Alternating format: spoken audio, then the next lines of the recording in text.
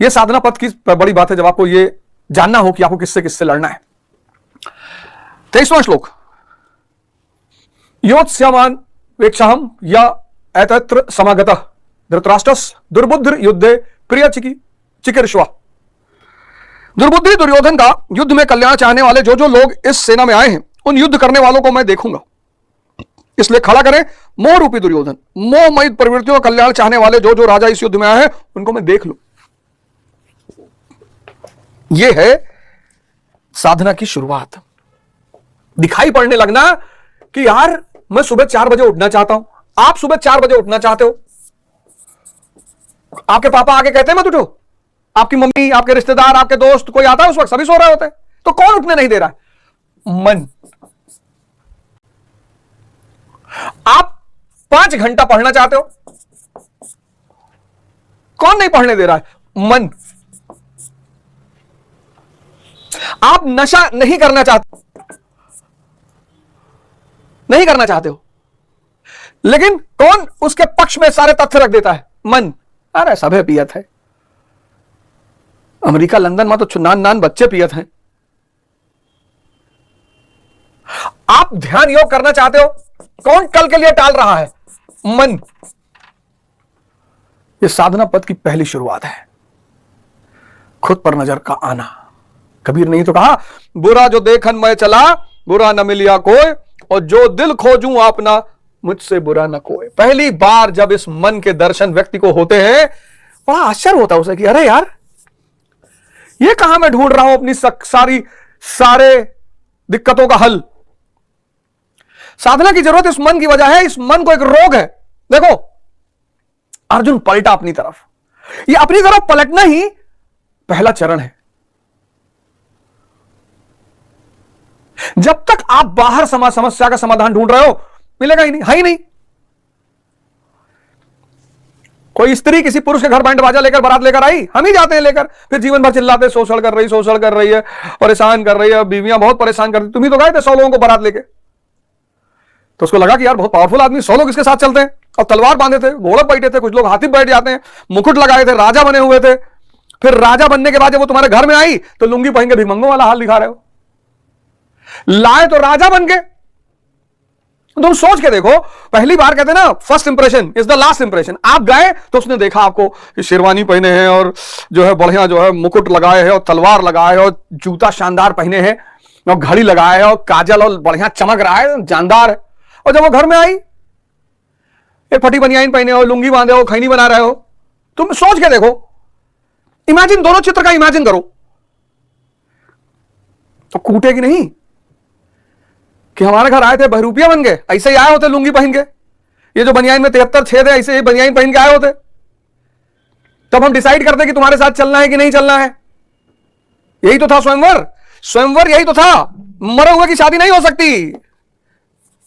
स्वयंवर यही था कि आओ मेरे घर, अपने शक्ति का प्रदर्शन करो, अगर तुम्हारे अंदर होगी तो मैं चलूंगी। क्योंकि भगवान और स्त्री शक्ति के साथ ही रहते हैं, कमजोर और भिखमंगों के साथ नहीं रहते। गाना गा रहे हो, चांदी की दीवार न तोड़ी प्यार भरा दिल तोड़ दिया, एक धनवान की बेटी ने निर्धन का दामन छोड़ दिया। भिखमंगे होकर प्यार कर रहे हो, इतनी हिम्मत है तुम्हारी। एक तो भिखमंगे हो, ऊपर से प्यार कर रहे हो। और जिसको प्यार कर रहे हो, अगर उसको चांदी की दीवार चाहिए, लाके दे दो। हैं? फिर स्त्रियों को गाली दोगे, स्त्रियों के खिलाफ लिखोगे, स्त्रियों को उल्टा सीधा बोलोगे। स्त्री, आज की स्त्रियां खराब हो गई, कहीं कोई कुछ नहीं खराब हुआ। 5000%, 5 लाख%, 5 करोड़% कोई स्त्री खराब नहीं हुई। पुरुष कमजोर हो गया, साधना छोड़ दी ना। और साधना ये मन के लिए, ये जो तुम्हारा, ये साधना क्या है? मन का एक बहुत बड़ा फीचर है आदत। इसको समझ लेना बहुत जरूरी है, आदत। इसीलिए जब आपको किसी को शराब पिलवाना होता है तो हफ्ते भर खुद के पैसे से पिलाता है। मन को कोई भी काम बस 21 दिन करवा दो मैक्सिमम। मैं नोएडा से जाता था करोल बाग, तो नोएडा से करोल बाग जाने के 2 रास्ते हैं। एक डीएनडी का रास्ता है सराय काले खां होते हुए, एक रास्ता है आईटीओ होते हुए। आईटीओ वाला रास्ता सरल है, शॉर्ट भी है, सरल भी है। लेकिन चूंकि मैं डेली सराय काले खां से जाता था, तो मेरा कभी मन ही नहीं होता था आईटीओ की तरफ मुड़ने का। तो समोद जब गाड़ी चलाने आया तो मैंने जब ये गाड़ी आईटीओ की तरफ मोड़ा तो उनका कहा उधर जा रहा है, भैया कम है रास्ता, छोटा है। आदत, इस आदत को तोड़ने का नाम है साधना। और जब कोई चीज टूटती है तो कष्ट नहीं होगा। तुम शुरू तो करो यार, आओ एक कदम आगे निकालो। गुरु महाराज तो है ही है साथ में। कुछ नहीं होगा मोटिवेशन से। अगर तुम्हारा जीवन 99% मेहनत और 1% मोटिवेशन पर चलता है तो तुम महान बन जाओगे, और अगर इसका उल्टा है तब कुछ नहीं कर पाओगे। 99% मेहनत और 1% मोटिवेशन पर जीवन चलना चाहिए। सुनो यार, बहुत सारे लोग इस देश में अच्छा बोल रहे हैं, बहुत सारे लोग हैं, बहुत सारे। मैं नाम गिनाऊं तो 1-2 लोग नाराज हो जाएंगे। बहुत सारे। कभी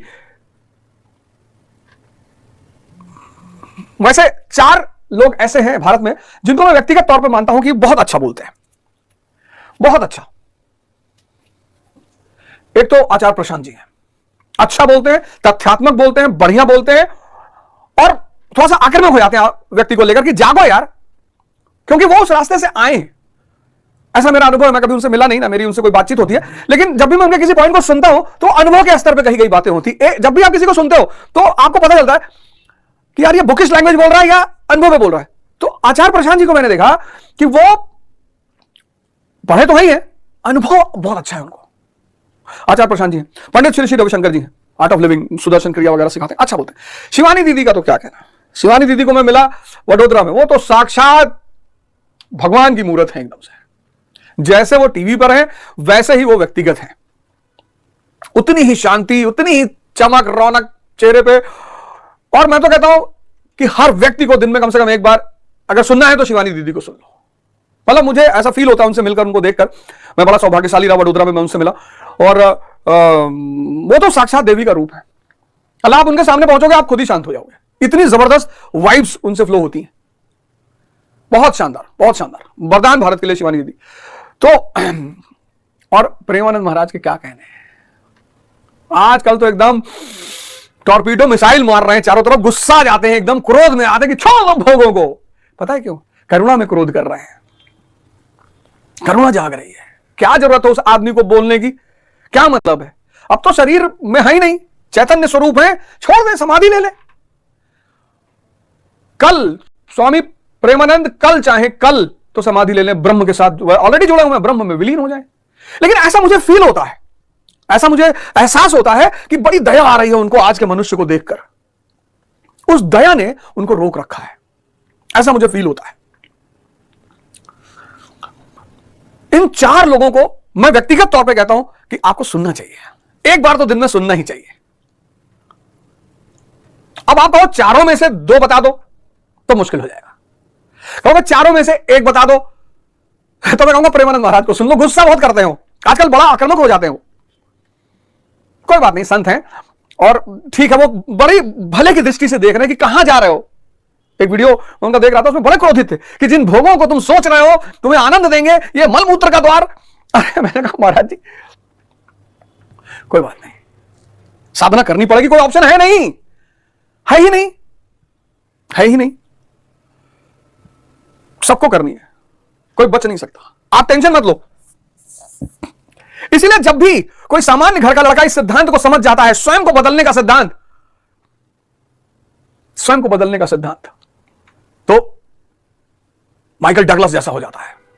पहली बार कोई बॉक्सर ने माइक टायसन को हराया था, अब्राहम लिंकन हो जाता है। जिसको यह बात पता चल गई कि बॉस, यह सारी दुनिया स्व के परिवर्तन का खेल है, खुद के परिवर्तन का खेल है, और खुद के परिवर्तन के लिए जलना पड़ेगा। बस वहीं से उसके अब्राहम लिंकन बनने के रास्ते खुल गए, वहीं से उसके गांधी बनने के रास्ते खुल गए, वहीं से उसके मोदी बनने के रास्ते खुल गए।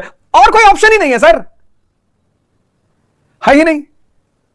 पलटो अपनी तरफ, जैसे अब अर्जुन पलट रहा है ऐसे आप भी पलटो अपनी तरफ। जागो, घूमो अपनी तरफ। कोई बात नहीं, धीरे धीरे एक एक कदम से शुरुआत करो। अगर मूवी देखने की आदत पड़ सकती है, नशा करने की आदत पड़ सकती है, पार्क में 8 घंटा बैठने की आदत पड़ सकती है, तो उस आदतों को तोड़कर नई आदतें भी तो डाली जा सकती हैं। पुरानी आदतों को तोड़कर नई आदतों को डालने का नाम है साधना, और इस पथ पर चलने का नाम है संन्यास,